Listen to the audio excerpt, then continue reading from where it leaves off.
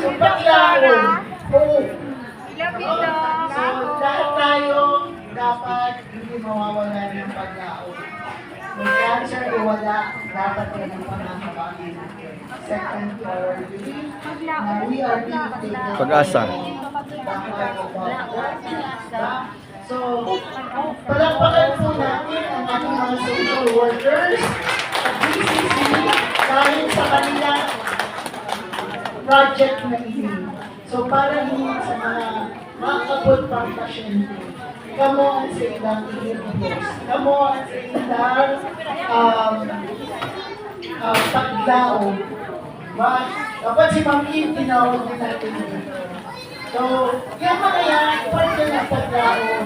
Yung mga raffle na yan, di ba? So, maganda talaga ang umakatid. Okay? So, ang magkakang-mark, yung mga survivor na. Ibig sabihin, mga natapos na ng chemotherapy. Pero po, sabi ko nga kanila, Mitch, sa mga patient na chronic leukemia, kasi hindi matatapos ang sa ilang treatment. So, walang end. Para silang diabetic, para silang high blood. Forever ang inom nila ng gamot. So, siguro excuse na sila, pwede din sila may tamar. Yung mga pediatric, yung natapos na ng 3 years na treatment.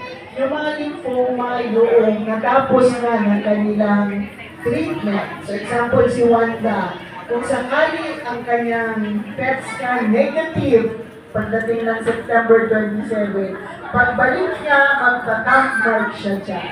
Okay? So, yun na nangyayari. Kasi yung kasi walang katapusan ng treatment nila, magta-tank mark na sila.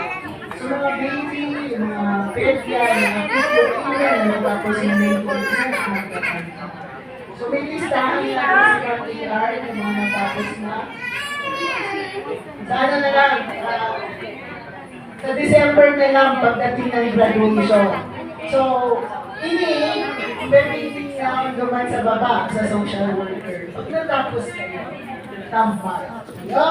So, tungkol naman po sa alkansya nito, may ibalag kami nakapag-orient na alkansya will be given to charitable institution, people that willing i-support ang sa Indong Alkansya. Para by December, magkakagawa kita ng another activity. Looking forward for a December activity? Yes or no? Yes! I-invite natin agad ang DOH? Yes!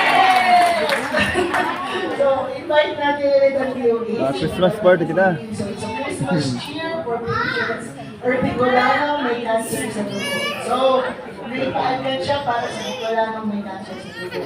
So, may 5 na po na galing ay makukuhang alkansya pupunta kay Sir Bong.